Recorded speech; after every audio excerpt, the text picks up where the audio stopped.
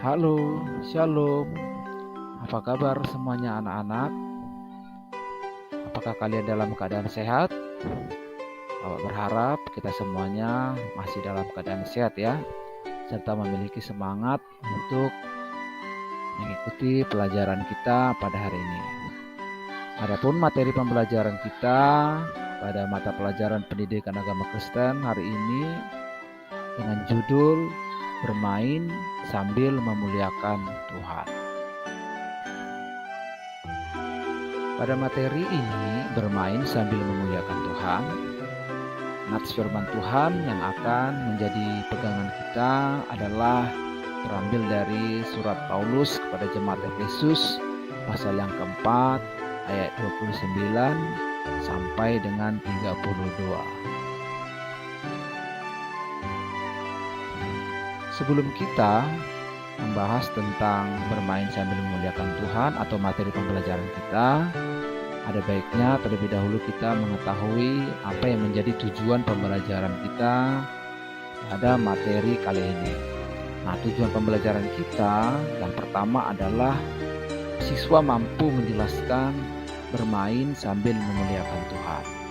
Yang kedua, siswa mampu mendaftarkan dampak positif dan negatif permainan dihubungkan dengan sikap memuliakan Tuhan.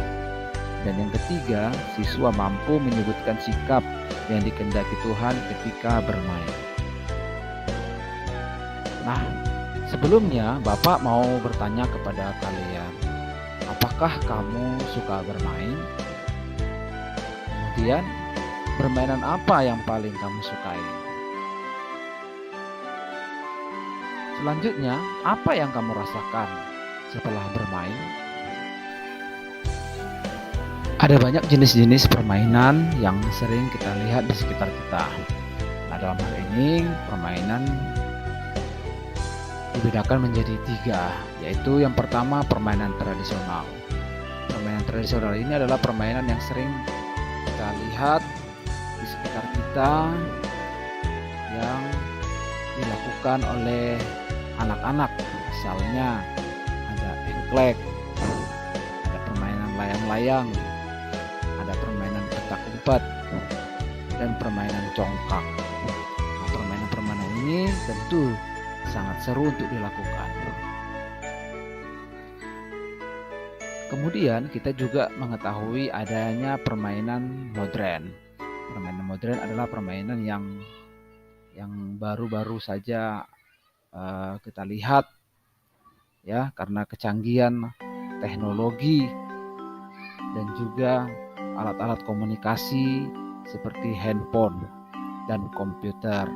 Nah, contoh-contoh permainan modern yang paling populer yang sering kita lihat adalah permainan point blank. Ada juga permainan video games, ada juga permainan Mobile Legends, dan permainan Free Fire. Nah, tentu kamu pasti mengenal jenis-jenis permainan ini kan, dan masih banyak lagi jenis-jenis permainan lainnya. Selain permainan tradisional dan juga permainan modern, kita juga mengetahui adanya permainan olahraga. Permainan olahraga misalnya berenang, permainan bola voli, atau permainan bulu tangkis. Permainan-permainan ini sangat sering kita lihat di sekitar kita. Nah, setelah kita mengetahui jenis-jenis permainan, maka kita mengambil sebuah kesimpulan pada 3 hal berikut. Pada dasarnya, permainan anak-anak sangatlah menyenangkan.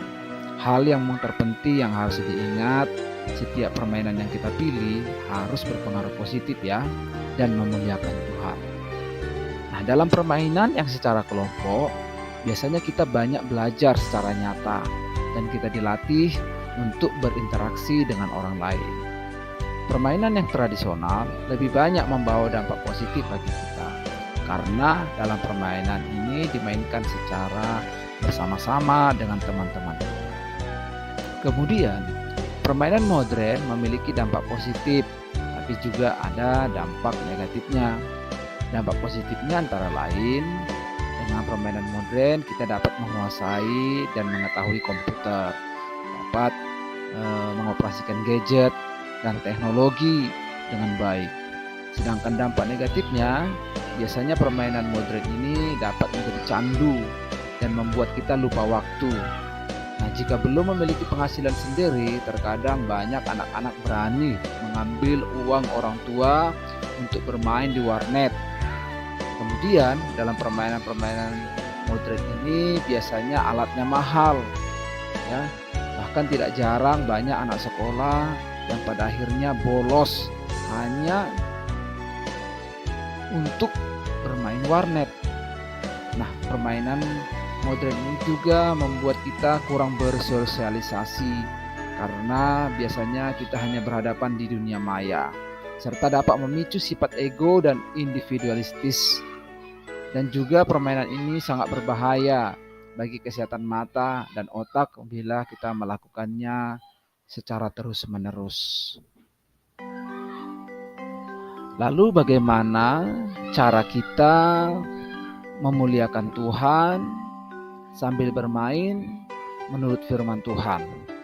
Ya, seperti tertulis di dalam Efesus 4 ayat 29 sampai 32, dapat disimpulkan bahwa cara kita memuliakan Tuhan sambil bermain adalah yang pertama, kita tidak mengeluarkan kata-kata kotor.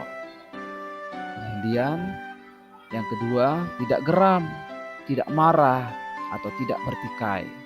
Yang ketiga, tidak berbuat jahat atau memfitnah. Yang keempat, bermain dengan ramah. Yang kelima, bermain dengan penuh kasih, tidak curang, dan saling mengampuni teman yang salah. Nah, sekarang kita memasuki rangkuman dari materi pembelajaran kita, yaitu bermain adalah hal yang menyenangkan. Oleh karena itu harus kita syukuri. Dengan bermain kita dapat memuliakan Tuhan. Permainan yang memuliakan Tuhan adalah permainan yang memberikan pengaruh yang baik dan memberi dampak positif bagi kita. Bermain sambil memuliakan Tuhan dapat dilakukan dengan berbagai cara. Antara lain bermain dengan sopan, jujur, tidak egois atau mau menang sendiri, bekerja sama, tidak bertikai, bermain dengan ramah, penuh kasih, tidak menyakiti teman, dan saling menolong dan saling memaafkan. Nah, anak-anak, demikianlah pembelajaran kita hari ini. Kiranya kamu dapat mengaplikasikannya dalam kehidupan kamu sehari-hari. Terima kasih telah menyaksikan. Tuhan Yesus memberkati. Shalom.